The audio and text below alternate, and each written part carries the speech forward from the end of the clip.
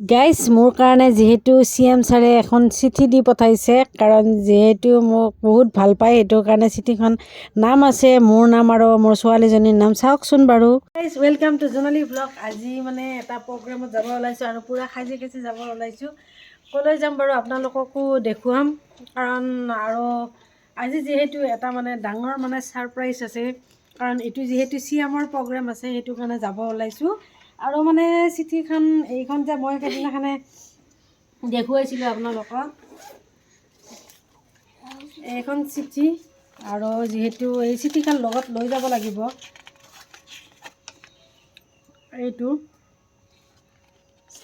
জালুকবাৰী বিধায়ক জালুকবাৰী বিধানসভা সমষ্টিৰ, জালুকবাৰী সমষ্টিৰ মানে, আৰু এইফালে আৰু ছোৱালী যিহেতু মানে হেৰি পাইছিলে, ষ্টাৰ পাইছিলে, সেইটোৰ কাৰণে মানে মুখ্যমন্ত্ৰীয়ে কি দিয়ে নাজানো, যাই লওঁ তালৈকে আৰু সম্বৰ্ধনা জনাব যিহেতু, এইটোৰ কাৰণে এতিয়া মানে গৈ থাকোঁ। তাৰপিছত আপোনালোকক দেখুৱাম আৰু এফালে চিনেমাই ওলাইছে ৰেডি হৈ পেলাই, আৰু এফালে ডাঙৰ ছোৱালীজনী, আৰু এতিয়া গৈ পেলাই আপোনালোককো দেখুৱাম কি দিয়ে, আৰু প্ৰাইজটো বাৰু কি দিয়ে আপোনালোকক একদম পূৰা সঠিককৈ কৈ দিম আৰু এতিয়া আহিছোঁ। Bye bye.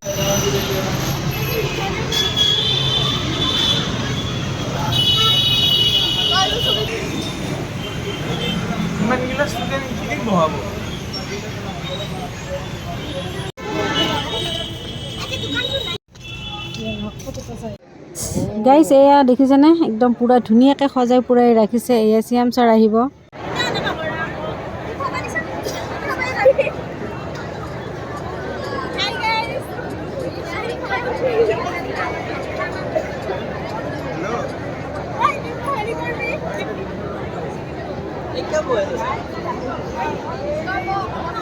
চানি আহিছে দেখোন।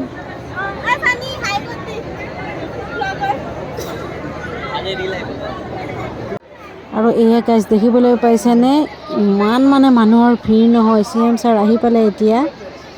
ইয়াৰ মঞ্চলৈ আদৰিছোঁ জালুকবাৰী বিধানসভা সমষ্টিৰ বিধায়ক, অসমৰ জনপ্ৰিয় মুখ্যমন্ত্ৰী, সুদক্ষ মুখ্যমন্ত্ৰী, যিগৰাকীৰ ফালে আমি নতুন প্ৰজন্মই অতি আশাৰে বাট চাই থাকোঁ। তেখেতৰ নিৰ্দেশনাত আমি দোপতদোপে উন্নতিৰ দিশত আগুৱাই যাব লাগিব।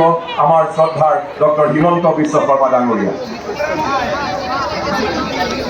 বিজেপিৰ জালুকবাৰী মণ্ডল সভাপতি, বিশিষ্ট সমাজকৰ্মী প্ৰয়াত কমল দেলৈ শ্ৰদ্ধাঞ্জলি জ্ঞাপন কৰিছে।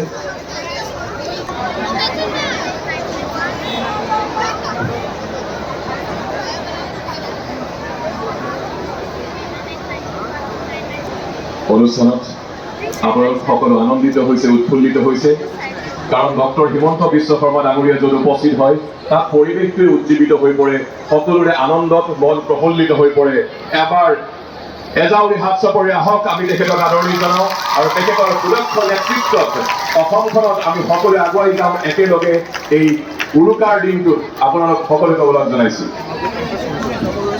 এতিয়া জালুকবাৰী সমষ্টিৰ সন্মানীয় গুৱাহাটী পৌৰ নিগমৰ মেয়ৰ মৃগেন শৰণীয়া ডাঙৰীয়া, গুৱাহাটী জিলা ভাৰতীয় জনতা পাৰ্টীৰ সভাপতি তপন দাস ডাঙৰীয়া, আমাৰ মাজত উপস্থিত বিশিষ্ট শিক্ষাবিদ, কেৰিয়াৰ কাউন্সিলৰ গৌৰাংগ শৰ্মা ডাঙৰীয়া বিধায়ক ৰূপে নিৰ্বাচিত হৈছিল, আৰু সেই সময়ত জালুকবাৰী আৰু 2002 চনত যি ব্যৱস্থা আমি আৰম্ভ কৰিছিলোঁ, সেই ব্যৱস্থা আজিলৈকে চলি আছে।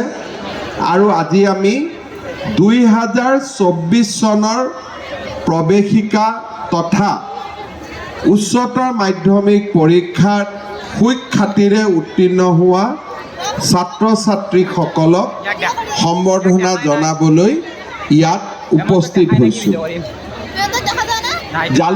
বিশ্ববিদ্যালয় মণ্ডল সংযোজিত হৈছে, আৰু শুৱালকুছি তথা বেজেৰা ব্লক আমাৰ জালুকবাৰী সমষ্টিৰ পৰা আঁতৰি কমলপুৰ আৰু হাজো শুৱালকুছি নামে দুটা নতুন সমষ্টিত পৰিৱৰ্তন হৈছে।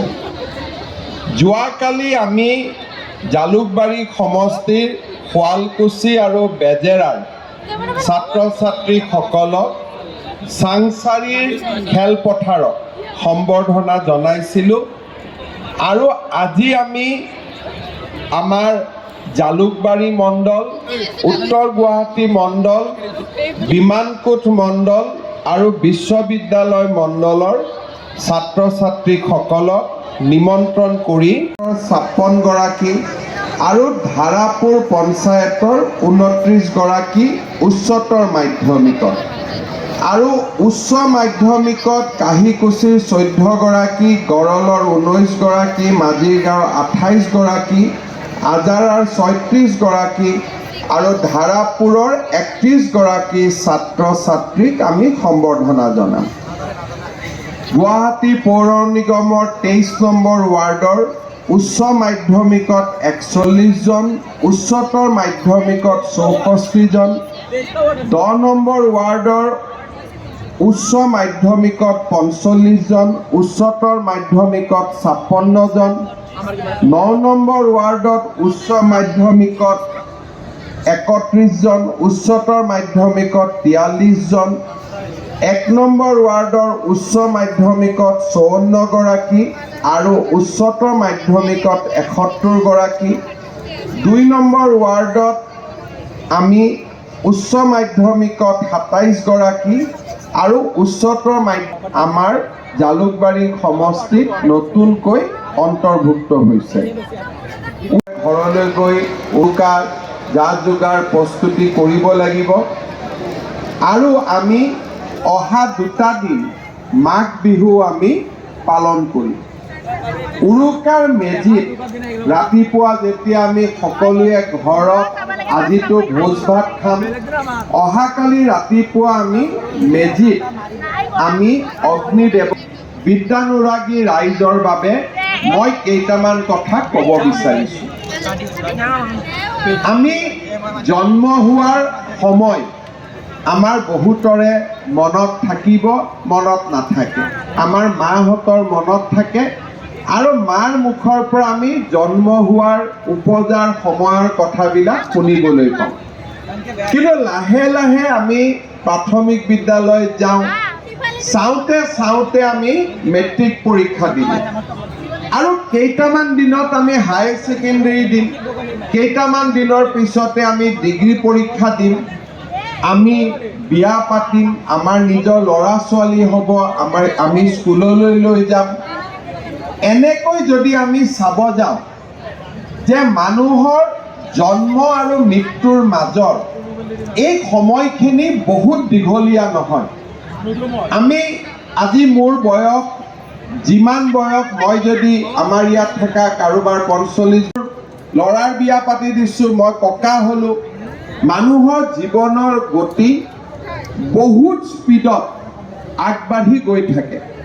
মানুহে নিজেও গম নাপায় যে কেতিয়া আমি ডাঙৰ হ'লোঁ, কেতিয়া আমাৰ জীৱনৰ আমি শেষ সময়ৰ ফালে দ্ৰুত গতিত আগবাঢ়ি গৈ আছোঁ। কিন্তু এই যে জীৱনৰ গতি, এই গতিটো হৈছে আমাৰ শৰীৰৰ গতি। আমাৰ সনাতন হিন্দু ধৰ্মই বিশ্বাস কৰে আত্মা অবিনশ্বৰ, অৰ্থাৎ আত্মাৰ মৃত্যু নাই। এই যি যাত্ৰা, এই মাত্ৰ আমাৰ শৰীৰটোৰ যাত্ৰা।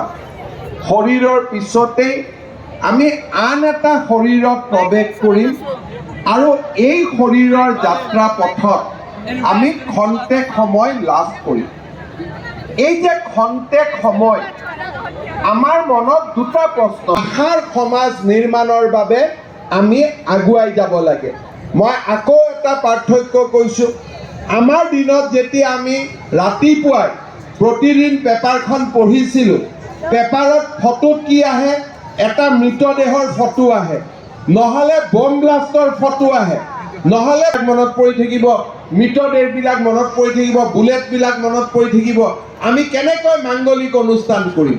কিন্তু আজি আমাৰ অসমত আমি যদি বাতৰি কাকত খোলোঁ, ক'ৰবাত মুখ্যমন্ত্ৰীক গালি পাৰা 2-এটা বাতৰি পাব পাৰোঁ, কিন্তু গুলীকাণ্ডৰ আমি বাতৰি নাপাওঁ, বোমা বিস্ফোৰণৰ আমি বাতৰি নাপাওঁ, আন্দোলনৰ আমি বাতৰি নাপাওঁ। এই বাতৰিবিলাক আজি লাহে লাহে নোহোৱা হৈছে। নিৰাশাৰ অসমৰ পৰিৱৰ্তে আজি আমাৰ সন্মুখত এখন আশাৰ অসম আজি আমাৰ সন্মুখত আহি দেখা দিছে। মই ভুল শুদ্ধ নাজানো, মই নিজে ৰাইজক মই কওঁ বুজাবৰ কাৰণে একে শব্দতে যে এতিয়া আমি প্ৰতিদিনৰ যুগৰ পৰা ছেমি কণ্ডাক্টৰ যুগত আমি প্ৰৱেশ কৰিলোঁ। তাৰমানে যদি ফাৰ্ষ্ট ডিভিজন পোৱা ষ্টুডেণ্টখিনিয়ে কক্ষত যদি স্থিৰ হৈ থাকে, তেওঁলোকে যদি নিজক ধ্বংস হ'বলৈ এৰি নিদিয়ে, আমাৰ অসমখন ভাৰতৰ ভিতৰতে এখন সৰ্বশ্ৰেষ্ঠ ৰাজ্য 5 বছৰৰ ভিতৰতে পৰিগণিত হ'ব পাৰে। আমাৰ বাবে দুৰ্ভাগ্য যে প্ৰথম ডিভিজন পাই, ষ্টাৰ পাই, ডিষ্টিংশ্যন পায়ো কেতিয়া আমি কক্ষৰ পৰা আঁতৰি যাওঁ, ৰাস্তাৰ পৰা আঁতৰি যাওঁ, কেতিয়াবা ঘৰুৱা সমস্যাই আমাক আঁতৰাই পেলায়, কেতিয়াবা আমি নিজে সৃষ্টি কৰা সমস্যাৰ কাৰণে আমি আঁতৰি যাওঁ। মই ছাত্ৰ ছাত্ৰীসকলক অনুৰোধ কৰিম, ঘৰুৱা সমস্যা সি মোৰ হাতত নাই, সমাজৰ সমস্যা সি মোৰ কণ্ট্ৰলত নাই, কিন্তু মই নিজে যাতে কেতিয়াও ভুল নকৰোঁ আৰু নিজে যাতে মই কেতিয়াও কক্ষৰ পৰা আঁতৰি নাহোঁ, নিজে যাতে মই কেতিয়াও মোৰ গন্তব্যস্থলৰ পৰা মই সপোন দেখে আৰু সপোনৰ পম খেদে সেই ছাত্ৰ ছাত্ৰীয়ে সিদ্ধি লাভ কৰে, সেই ছাত্ৰ ছাত্ৰীয়ে সপোনক সংকল্পলৈ পৰিগণিত কৰে আৰু সংকল্পক সিদ্ধিলৈ পৰিগণিত কৰে। সপোন দেখিম, সপোনৰ পম খেদি সপোনক ৰূপায়ণ কৰাৰ সংকল্প ল'ম আৰু নিজৰ পৰিশ্ৰম আৰু নিজৰ চেষ্টাৰ মাজেৰে সেই সংকল্পত আমি প্ৰাপ্তি আৰু দেখা পাওঁ। তাত ফল লাগি থাকে, কমলা লাগিছে, আপেল লাগিছে, কল লাগিছে, তাত ভাল ভাল ফল আছে। আমি বাগিচাত গ'লোঁ, ফল ছিঙিলোঁ, ফল খালোঁ। ঘৰৰ বাহিৰত ৰখি থকা মধুৰিআম গছডালৰ পৰা মধুৰিআম খৰালোঁ, আমি খালোঁ। আমি দুই ধৰণে খাব পাৰোঁ। মধুৰিআমটো ল'লোঁ, খালোঁ, কিমান মিঠা কিমান তিতা চিন্তা কৰি সামৰণি মাৰিলোঁ। কিন্তু মধুৰিআমটো লোৱাৰ সময়ত আমি যদি অকণমান চিন্তা কৰোঁ যে মোৰ বাবে ইমান ধুনীয়া মধুৰিআম আজি মই খাব পালোঁ, গছডাল কোনে লগাইছিল? বোলে গছডাল তোমাৰ দেউতাই লগাইছিলে। মোৰ দেউতাই লগাইছিলে। তাৰমানে দেউতাই গছ লগোৱাই নহয়, গছডালত পানী দিছিলে, গছডালৰ যত্ন লৈছিলে আৰু সেইকাৰণে এই গছডালে আজি মধুৰিআম দিছে, আমি খাইছোঁ। খোৱাৰ সময়ত দেউতালৈ কৃতজ্ঞতা জনাইছোঁ যে দেউতাই যদি এই গছডাল নুৰুলেহেঁতেন এই মধুৰিআম মই আজি খাব নোৱাৰিলোহেঁতেন। এই কৃতজ্ঞতাই জীৱনত পৰিৱৰ্তন কৰায়। আজি আমি মেট্ৰিকত ফাৰ্ষ্ট ডিভিজন পাইছোঁ, মেট্ৰিকত ষ্টাৰ নম্বৰ পাইছোঁ, ডিষ্টিংশ্যন নম্বৰ পাইছোঁ। কালি আমি ডক্তৰ হ'ম, কালি ইঞ্জিনিয়াৰ হ'ম, কালি ব্যৱসায়ী হ'ম, কালি শিক্ষক হ'ম, কালি অধ্যাপক হ'ম। কিন্তু আমাৰ যাত্ৰাৰ আৰম্ভণি ক'ৰ পৰা হৈছিল? মোৰ মায়ে 10 মাহ 10 দিন মোক তেওঁৰ গৰ্ভত ৰাখি জন্ম দিছিল। পৰিশ্ৰমৰ মাজেৰে দিনে ৰাতিয়ে পৰিশ্ৰম কৰি মোৰ কাৰণে স্কুলৰ ফিজ যোগাৰ কৰিছিল আৰু মোক স্কুলত লৈ গৈছিল। ঘূৰি অহালৈকে ভাত বনাই মোৰ কাৰণে সাজু কৰি থৈছিলে। মোৰ মেট্ৰিক পৰীক্ষা, মোৰ যিমান টেনশ্যন তাতকৈ মোৰ মাৰ টেনশ্যন বেছি। যেতিয়া মই স্কুলত যাওঁ, মায়ে ভগৱানৰ সন্মুখত চাকি এগছি জ্বলাই মোৰ ল'ৰাটোৰ ছোৱালীটোৰ যাতে পৰীক্ষাটো আজি ভাল হয়। ঘূৰি অহাৰ পিছত ৰখি থাকে বাৰেণ্ডাত যে পৰীক্ষাটো ভালকৈ দি আহিলোঁ নে নাই। অৰ্থাৎ এডাল গছৰ ফল, সেই মিঠা ফলটোৰ আঁৰত কোনোবা এজন মানুহৰ যত্ন লুকাই আছিলে। ঠিক তেনেকৈ মোৰ জীৱনৰ সাফল্যৰ আঁৰতো মোৰ পিতৃ মাতৃৰ গভীৰ তপস্যা লুকাই আছে। যি সন্তানে প্ৰতিটো দিনতেই বৃক্ষডালে আজি ছাঁ দিব, কিন্তু বটবৃক্ষডালক এটা সৰু বীজৰ পৰা গছপুলিৰ পৰা বটবৃক্ষলৈ ৰূপান্তৰ কৰা এই গোটেই যাত্ৰাত আটাইতকৈ যদি মোক কোনোবাই প্ৰেৰণা যোগাইছিল মোৰ পিতৃ আৰু মাতৃ। আৰু পিতৃ আৰু মাতৃৰ প্ৰতি যি সন্তানে সমগ্ৰ জীৱন কৃতজ্ঞতা ৰাখে, সেই সন্তানক সদায় ভগৱানে সাহস আৰু শক্তি দিয়ে। সেই সন্তান কেতিয়াও বিপদৰ সন্মুখীন নহয়, তাক মই অন্তৰেৰে সৈতে বিশ্বাস কৰোঁ। মই আজিৰ সভাত বহু দীঘলীয়াকৈ নকৈ মই 2002 চনত আমি এই অভিনন্দন পত্ৰখন লিখি উলিয়াইছিলোঁ আৰু এই পত্ৰখন আজিলৈকে আমি পৰিৱৰ্তন কৰা নাই, কাৰণ ইয়াৰ প্ৰতিটো শব্দৰ মাজত আমাৰ আবেগ, অনুভূতি আৰু সপোন লুকাই আছে। এইকেইটা কথা মোৰ ছাত্ৰ ছাত্ৰীসকলৰ বাবে এই সম্বৰ্ধনা পত্ৰখন মই পঢ়ি দিব খুজিছোঁ।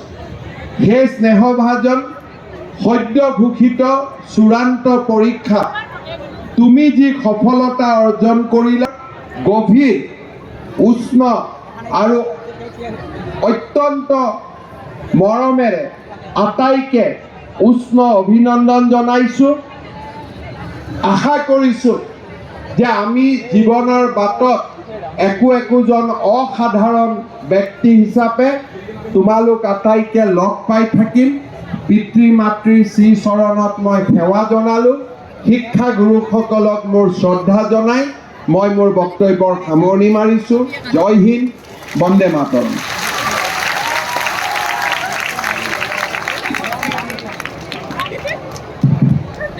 ধন্যবাদ জনাইছোঁ। এতিয়া আমি কৃতি ছাত্ৰ ছাত্ৰীসকলক মঞ্চলৈ আমন্ত্ৰণ জনাম।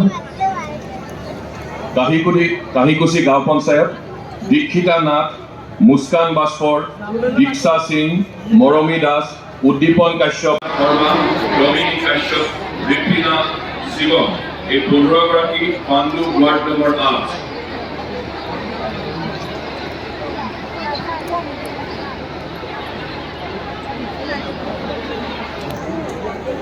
Pandu ward number 8। তাতে আমি পাইছোঁ পাৱাকেইটাক দি আছে দিব। হোৱাইট এনভেলপ থকাখিনি অলপ ৰওঁ, তেওঁলোকৰ নাম এতিয়াও ঘোষণা কৰা নাই। হেৰি কৰিলোঁ, চিল মাৰিলোঁ। কিয় চাওঁচোন, সেইটো দিয়াচোন, ভিতৰত কি কি দিছে চাওঁ। এইটো পানী বটলটো এতিয়ালৈকে আমি হোৱাইট কালাৰৰ এনভেলপ থকা ফাৰ্ষ্ট ডিভিজনখিনি আমি এতিয়াও বনা নাই। জুচ চাওঁ আৰু ভুজিয়া নেকি?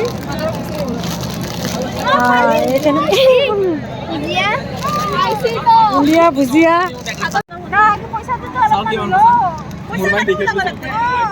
চৰকাৰে চাওঁ কিমান কিমান পইচা দিলে মামাই। ব্ৰাউন কালাৰৰ এনভেলপ থকা কেইগৰাকী ষ্টাৰ ডিষ্টিংশ্যন পোৱা। গোটেইকেইটা খোলাত ব্যস্ত।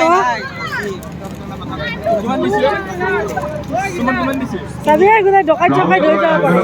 চাহ চুমান কিমান হাজাৰ দিছে? 3000। আগুৱাই আহক। আমাৰ এই খুলিবই পৰা নাই দে। এই দুখন দিয়া, এই দুখন দিয়া। দে খোলা। কিমান দিছে? মেট্ৰিকৰ ষ্টাৰ ডিষ্টিংশ্যন 3000 কাটিছে গাইজ। আৰু কোনোবা বাকী আছে নেকি? আগুৱাই আহক, তেওঁলোকক সহায় কৰি দিয়ক, আগুৱাই আহিবলৈ। গোটেইকেইটা দে গৰিব দে। ইয়াৰ পিছত আমি ফাৰ্ষ্ট ডিভিজন মাতিম হায়াৰ ছেকেণ্ডেৰী। ফটো তুলিম দিছোঁ। হায়াৰ ছেকেণ্ডেৰী ফাৰ্ষ্ট ডিভিজন উচ্চতৰ মাধ্যমিক চূড়ান্ত পৰীক্ষা। এতিয়া পাই গ'লোঁ, এতিয়া ঘৰত আহি আছোঁ আৰু চিনি চাবা। এতিয়া আমি ঘৰলৈ যাওঁ।